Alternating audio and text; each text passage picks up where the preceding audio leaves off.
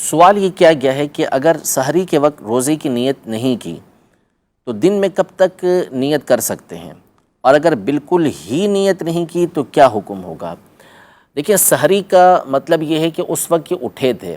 اگر اس وقت اٹھے تھے اور باقاعدہ کھانا کھایا تھا، سحری کی تھی، تو اس کا تو مطلب یہ ہے کہ وہ روزے کی نیت کر رہے ہیں، اس لیے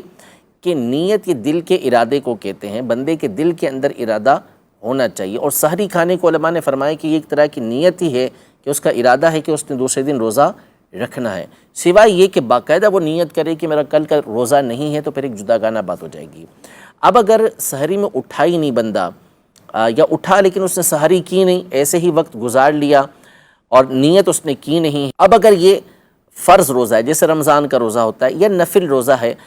تو اس میں حکم یہ ہے کہ ضحوہ کبریٰ سے پہلے، جس کو ہمارے یہاں زوال کا وقت کہا جاتا ہے، اس سے پہلے اگر وہ چاہے تو نیت کر سکتا ہے، لیکن اس میں دو چیزوں کا ہونا ضروری ہے۔ نمبر ایک یہ کہ اس نے صبح صادق سے لے کر اس وقت تک کچھ کھایا پیا نہ ہو، یعنی جان بوجھ کے کچھ کھایا پیا نہ ہو، روزہ توڑنے والا کوئی کام اس نے نہ کیا ہو۔ دوسرا یہ کہ وہ نیت یہ کرے گا کہ میں صبح سے روزے سے ہوں،